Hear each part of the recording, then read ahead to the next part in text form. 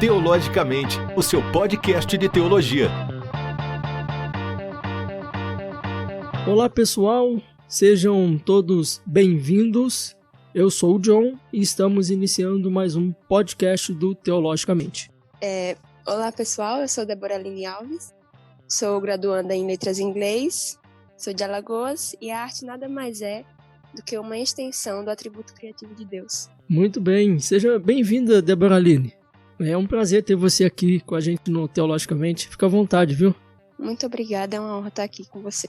Amém. E o que a gente vai falar no episódio de hoje? Bom, hoje a gente vai conversar um pouquinho sobre arte, né? Uma perspectiva cristã e como que a gente pode usar a arte para louvor do nosso Deus.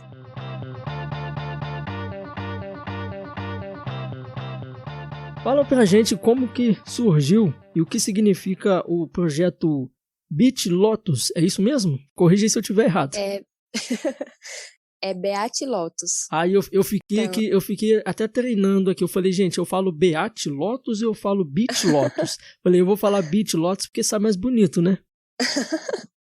É que é um termo em latim. Aí é Beat mesmo a pronúncia. Uhum. Bom, a Beat, ela nasceu de um sonho, né?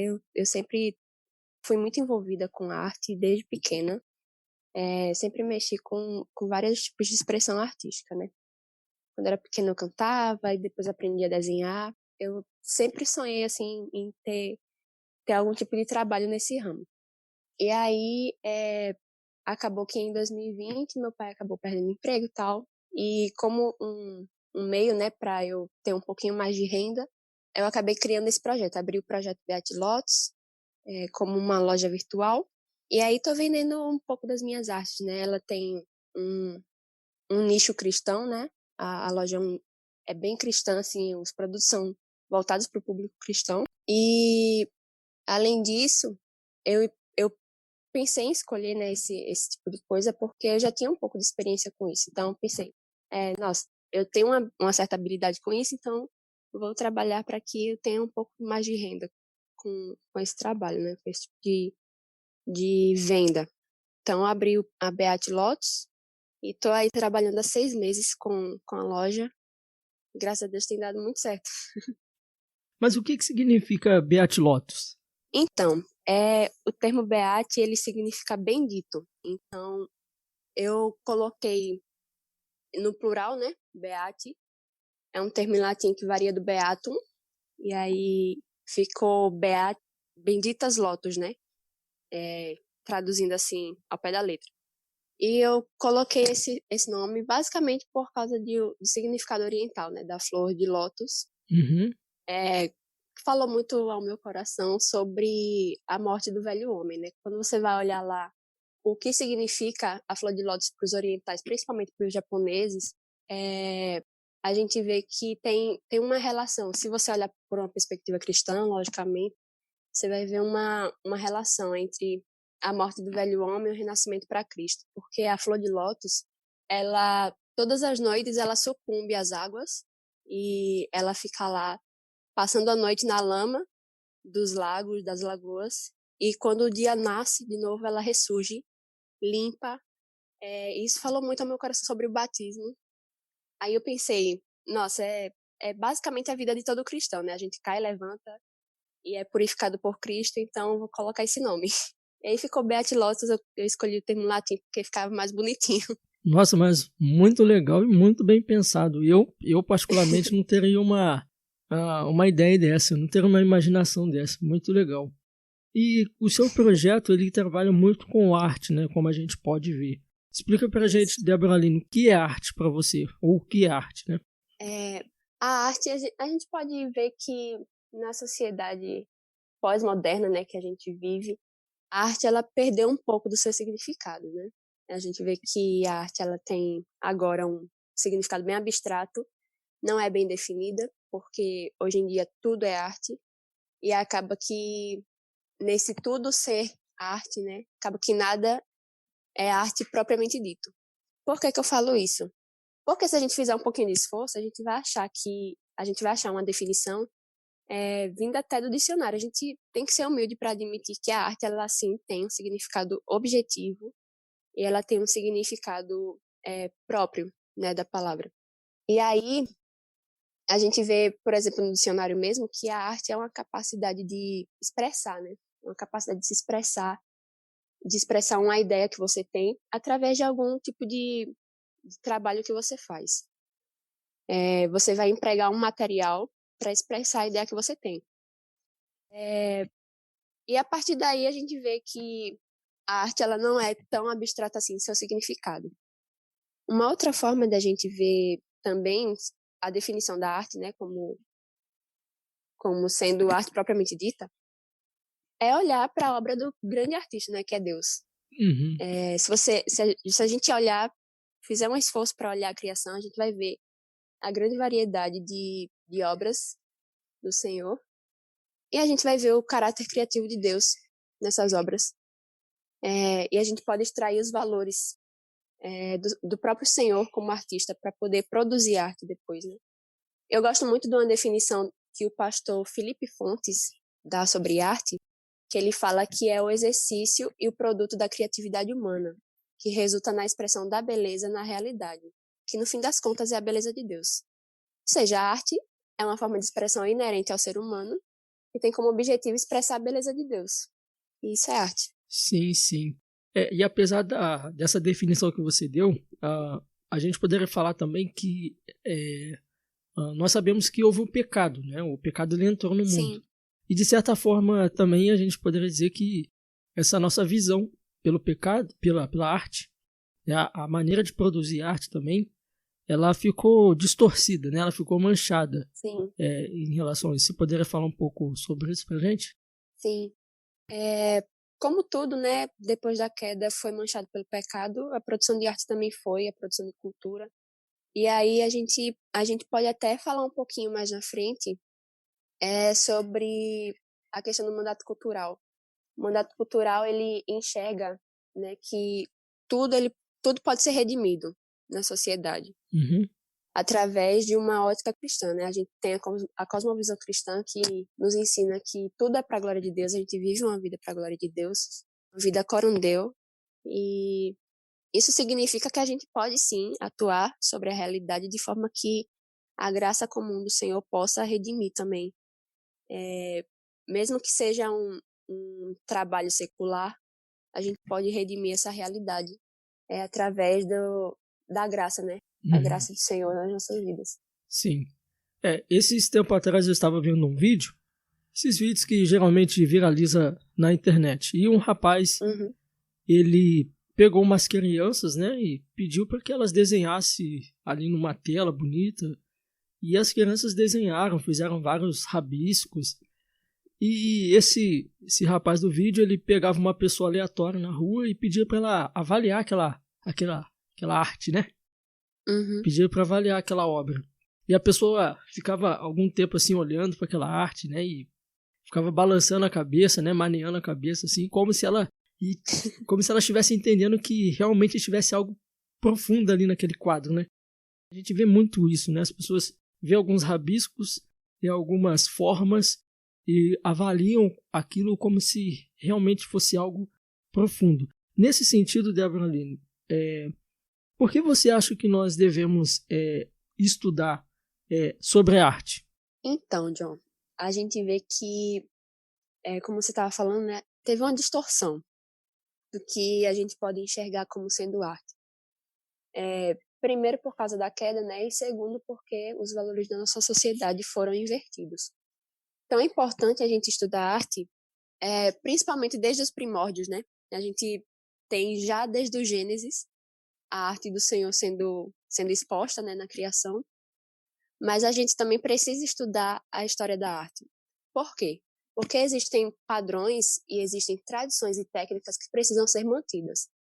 Tanto que se você for olhar ao longo da história, tem muitas técnicas, muitas escolas de arte que preservam isso de uma forma tão, como que eu posso falar? De uma forma tão segura, assim, que você percebe que ela preserva todos os valores da arte, né? Então, assim, você estudando o passado, as tradições, os padrões, as técnicas que já foram utilizadas por artistas no passado, você consegue expressar-se melhor no presente, perceber também as tendências das artes já produzidas agora no presente e uma importância muito grande também, como nós estamos vivendo numa era de distorções, é muito importante que a gente estude arte para que a gente possa criar arte no futuro. Justamente por causa do que eu disse, por causa da preservação dessas técnicas, desses padrões já pré-estabelecidos. E a gente vai falar um pouquinho mais disso, que foram padrões estabelecidos pelo próprio Deus na criação, né? Quando a gente for avançando no papo, a gente vai enxergar que o próprio Deus estabeleceu meios para que nós pudéssemos expressar nossas ideias através da arte, de forma criativa, sem nós ferirmos a sua imagem, né? Sem denegrirmos a sua imagem. Uhum. Você falou um pouquinho sobre padrões, né? Sobre técnicas, estética. Por que a beleza, né? Por que a arte e a beleza importam? Olha, eu penso que, primeiramente, porque nós vivemos numa sociedade que está empenhada justamente em quebrar esses padrões, né? A gente vê um questionamento estético muito, muito grande, seja nas artes, seja mesmo estética corporal mesmo. A gente vê um empenho muito grande da sociedade. Em contrapartida, a gente vê muito que a igreja ela está muito alheia, né, a esse tipo de discussão. É bem difícil a gente encontrar um cristão assim dedicado. Eu tenho encontrado alguns, né, pela internet, mas é muito difícil a gente encontrar um grupo de cristãos que esteja dedicado em realmente combater essas ideias da sociedade em relação ao questionamento estético. Mas a igreja, ela está, de forma geral, né, estou falando aqui generalizando, a igreja está completamente despreocupada, né, com a forma da beleza. E isso é muito preocupante. Por quê? Porque isso deixa a igreja alheia também ao que a sociedade pensa, né? Quando a gente fica alheio ao que a sociedade pensa, a gente não consegue alcançá-los nem com o nosso estilo de vida e muitas vezes nem a nossa pregação ela se torna eficaz. Lógico que tem toda a questão de que o Espírito Santo deve convencer o homem do pecado, mas a gente também deve colaborar para que o evangelho chegue às pessoas de forma eficaz, né? E é muito complicado quando a gente faz isso sem o auxílio de saber o que está acontecendo na cultura. Então, é muito importante que a gente perceba isso, que a beleza realmente importa, que a gente precisa preservá-la, justamente porque o nosso Senhor é um Deus que é criativo, que Ele criou a beleza. E por isso nós podemos e devemos preservá-la. Por isso que é importante a gente estudar sobre isso. E não só estudar, mas também pôr em prática, corrigir as coisas que estão erradas na sociedade, de forma que nós possamos alcançá-las com o Evangelho de Cristo. Porque fazer isso também é pregar o Evangelho de Cristo, né? Sim, muito bem. Se a gente... Roger Scruton, né, ele é muito conhecido por ser um conservador. No seu livro sobre a natureza humana, ele falando sobre o sexo, a arte e o sujeito, ele faz ali, ele faz um contraponto, né, sobre a arte que tendeu para esse lado sexual e também para o lado evolucionista, né? Então ele vai fazer uma crítica de Darwin, de Platão em relação a isso. Como conservadores, né, nós que temos uma visão mais conservadora, como cristãos, quais são os princípios cristãos para a produção da arte? Ok. A gente deve ter primeiramente em mente que tudo que nós fazemos é uma faísca da glória de Deus, como diz o Philip Ryken, né? Ele fala que a beleza é uma faísca de Deus no mundo. Então, tendo isso em mente, a gente vê nas Escrituras alguns exemplos de que o Senhor estabeleceu princípios que nós criássemos, né? A gente vê ali, por exemplo, em Êxodo 31, a história de Bezalel, nós temos um primeiro princípio que é Deus convocando o artista, né? Deus chamando e capacitando o artista. Deus ali em Êxodo 31, ele chama Bezalel e chamou ele pelo nome, encheu Bezalel com o seu espírito ele deu entendimento e habilidade para elaborar, né, confeccionar os objetos do templo, do tabernáculo, na Uhum. época. Esse é um dos princípios, né? A gente ser chamado por Deus para fazer isso. Uma outra coisa é que a gente também precisa ter em mente que Deus não tem artes favoritas, né? Ele não tem tipos de expressões favoritas. A gente vê uma variedade muito grande na criação. Então, nós percebemos que Deus ele fez uso de variados tipos de expressões artísticas. Nós não podemos achar que Deus ele vai deixar de gostar da minha expressão de arte porque talvez não tenha nas escrituras que, sei lá, eu posso cantar ou que eu posso escrever alguma coisa, né? Então a gente não pode cogitar que Deus tenha algum tipo de arte favorita. Todas as artes foram criadas por Deus, todas as expressões artísticas foram criadas por Deus. Portanto, ele se agrada quando criamos na nossa própria pessoalidade, na nossa própria individualidade, porque foi ele que colocou esse caráter em nós, né? E um terceiro princípio que eu gosto de pensar muito é que nós devemos seguir um padrão, né, de julgamento, tanto de produção quanto de julgamento da arte. A gente Sim. segue esse padrão pautado nas escrituras, porque a arte foi estabelecida por Deus, os padrões de arte foram estabelecidos por Deus, e uma arte autêntica é aquela que é boa na moralidade, na ética, na estética, é uma expressão da verdade, ela é uma arte ordenada e ela é bela. Então, quando a gente pega a criação do Senhor e observa esses padrões, a gente tem que seguir esses padrões porque eles foram pré-estabelecidos por Deus na criação.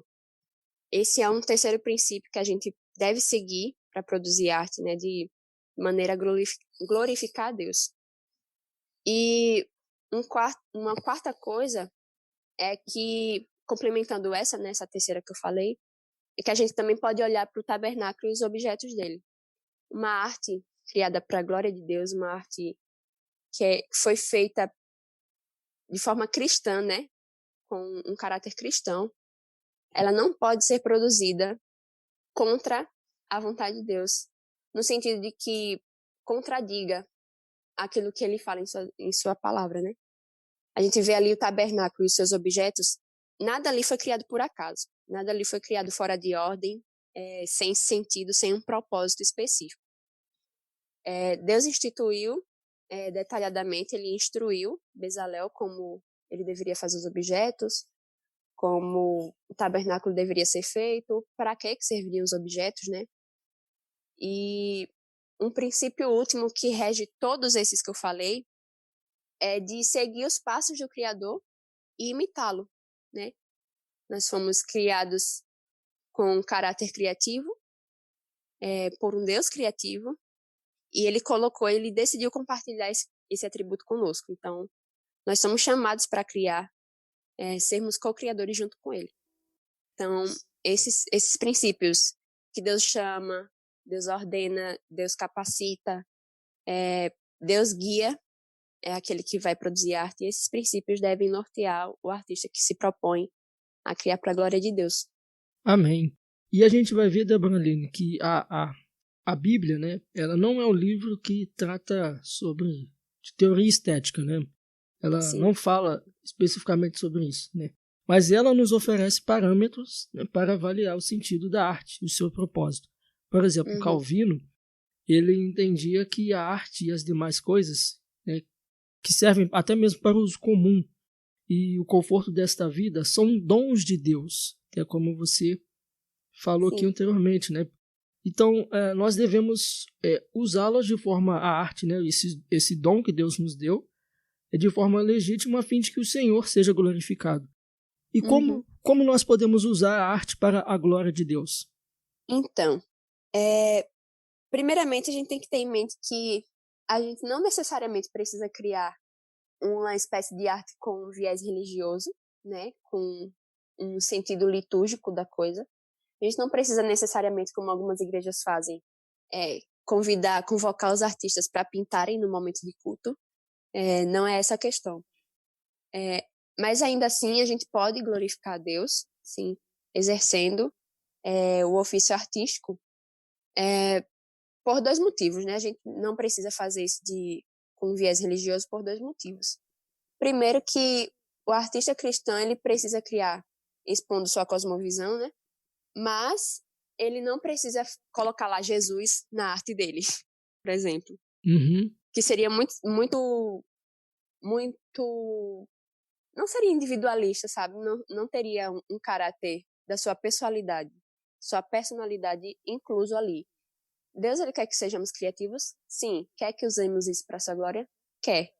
Mas isso, ele não exige que nós coloquemos Deus em tudo que tipo, escrever lá Deus na nossa arte, ou colocar Jesus ou uma cruz em tudo que a gente faz. Mas aí, seguindo por essa linha de raciocínio, já esclarecendo que não é necessário que façamos uma arte com viés religioso, né? A gente pode pensar em duas coisas, em dois motivos para isso. Primeiro, que a nossa arte ela não é missionária. Nós fomos chamados como missionários, não a nossa arte. Sim. Então, é muito importante que a gente tenha isso em mente. A comissão, ela foi entregue a nós, não foi entregue ao que a gente produz. Claro que o que nós produzimos pode ser um meio, né, para nós exercermos essa comissão deixada pelo Senhor, essa ordem do ID, deixada pelo Senhor, mas não pregação necessariamente. É uma arte, né? Oi? A pregação é uma arte em si, né? Isso, sim. Uhum. E aí a gente não necessariamente precisa utilizar nossas habilidades artísticas para pregar o evangelho, né? A gente pode ir lá colocar o nosso significado, a nossa cosmovisão incluída lá, mas não precisamos deixar explícito ou usar isso numa liturgia, por exemplo. Porque nós somos missionários, não a nossa arte. O segundo motivo é que a arte ela não tem o papel de validar o cristianismo, né, em si. Então, quando você usa a arte para fazer, sei lá, uma paisagem, você pode glorificar Deus fazendo essa paisagem, mas não necessariamente quer dizer que você não vai estar glorificando a Deus porque você não está pintando Deus expressamente, sabe? Sim. Então, é importante a gente ter isso em mente, porque o artista cristão ele precisa criar expondo a cosmovisão dele e dando um significado para a obra que não entre em contradição com as escrituras. Uhum. Se não entrar em contradição com as escrituras, a gente pode sim não só perceber, né, que a arte foi criada para a glória de Deus, mas também a gente pode aí já ter um norte, né, do que a gente gosta de fazer, do que como a gente pode se expressar, né? E a fé, ela é validada pelo relato bíblico.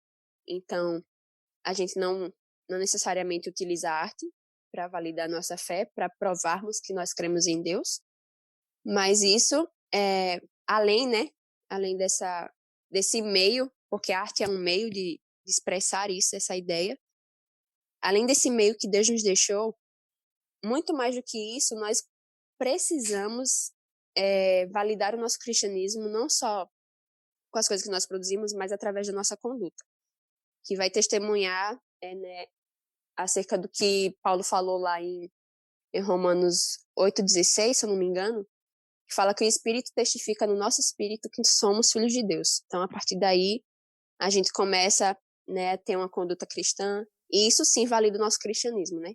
Está em acordo com as escrituras, não a arte em si. Então, é importante que a gente tenha isso em mente.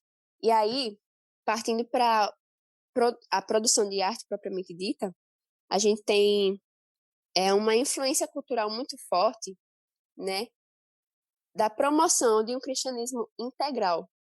Que é isso? É um cristianismo vivido em todas as áreas da sua vida.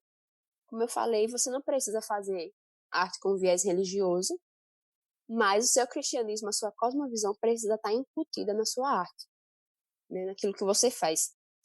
Mesmo que você não produza arte como pintura ou escrita, por exemplo, é importante que você expresse a sua cosmovisão, aquilo que você crê, nas coisas que você faz.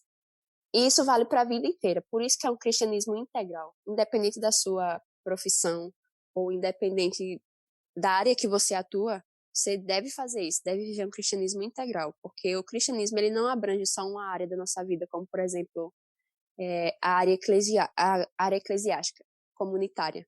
né? O cristianismo, ele aborda a vida toda do cristão. Ele atinge todas as áreas da nossa vida. Então, vivendo um cristianismo integral, a gente consegue cumprir o mandato cultural que eu falei lá no início, que é um envolvimento intencional do cristão na cultura, né? A gente exibindo a glória de Deus em nossas habilidades, cumprindo nossas habilidades, técnicas intelectuais, artísticas mesmo, morais, culturais, enfim. A gente fazendo isso, a gente glorifica a Deus através desse mandato cultural que o Senhor nos deixou lá em Gênesis, quando ele fala para Adão, para, por exemplo, cultivar a terra, ali é um mandato que o Senhor deixou para Adão, para ele preservar, né, a criação que o Senhor tinha feito para ele e para sua esposa. Então, a gente precisa incutir na nossa cabeça que, mesmo que nós não façamos uma expressão artística expressamente cristã, litúrgica, evangelística, a gente precisa, sim, colocar nossa crença, nossa fé naquilo que nós fazemos. Seja qual área nós estejamos atuando, mas nós precisamos colocar isso na nossa cabeça, que tudo que nós fazemos é para a glória de Deus. Quer comamos, quer bebamos, nós fazemos tudo isso para a glória de Deus. Sim, sim. E a gente deve entender também, né, Débora Aline, que a chamada arte cristã, né, ela não deve ser simplesmente rotulada com assuntos bíblicos, né? Não quer dizer Sim. que por uma arte ser com assuntos bíblicos, quer dizer que vai ser uma arte cristã. Uhum. E essa arte cristã, eu acredito que ela vai se valer pela sua qualidade, pelo seu propósito também, né? Não é porque Sim. por exemplo, uma música dita gospel, evangélica, que ela é uma arte cristã em si. Pode ser que ela nem seja uma arte cristã, né? Pode ser que ela não seja nem cristã e nem Nem seja cristã. arte. Isso aí. Isso. E a gente pode ver, por exemplo, a gente poderia tomar como, por exemplo, J.R. Tolkien, né? Que o seu livro O Senhor dos Anéis teve bastante relevância para a cultura em si, né? Sim. E apesar de não se valer muito por assuntos bíblicos, pode-se dizer que é uma arte cristã. Por exemplo, o Peregrino, não sei se esse é muito conhecido, mas, por exemplo, João Amós Comênio, que muitos o têm como pai da pedagogia. Enfim, foram homens, né, que tinham uma visão cristã de mundo e que produziram arte que se valeu pela sua qualidade. Sim, é isso mesmo. Então a gente precisa fazer acho interessante a gente fazer essa dicotomia, ou essa diferenciação, porque às vezes as pessoas pensam, né, só porque é arte cristã tem que ter assuntos bíblicos, mas não necessariamente, né? Ou talvez que ela tem que levar o nome de gospel. Isso. É um problema também.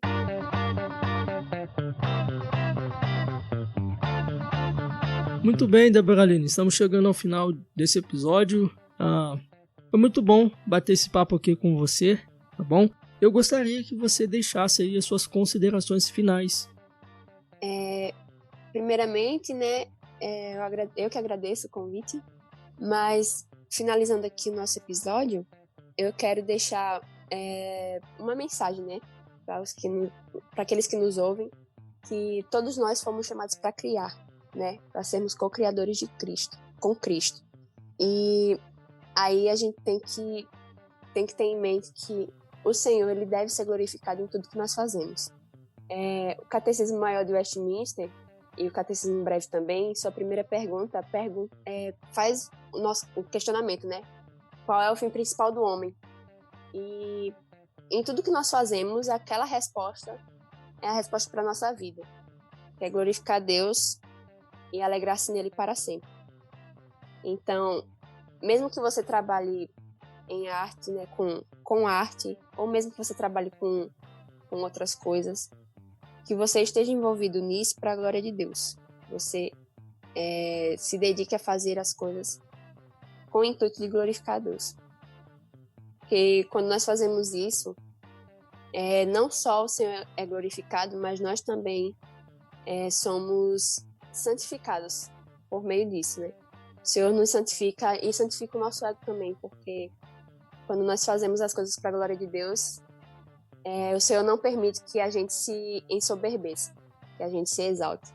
É muito importante a gente ter essa visão de que o Senhor deve ser glorificado em nós, para que nós possamos fazer as coisas de forma que Ele se agrade e que o nome dele seja levado e o reino dele expandido. E é isso. Amém. Débora Aline, mais uma vez, agradeço a sua participação. Espero que você possa voltar mais vezes aqui para a gente poder estar batendo papo, conversando. Espero que você possa voltar mais vezes aqui. Eu que agradeço, muito obrigada pelo convite. Se precisar de alguma ajuda, é só me chamar que estou aqui disponível. Tá bom. Eu quero agradecer também a todos vocês que nos ouviram até o final desse episódio. Obrigado aí pela participação de todos vocês. Saiba que é um prazer, é uma alegria enorme saber que vocês ouviram esse episódio até o final. Espero que você possa ter aprendido alguma coisa aqui do que nós falamos aqui. Muito obrigado pela participação de todos vocês e até a próxima, se Deus quiser. Teologicamente, o seu podcast de teologia.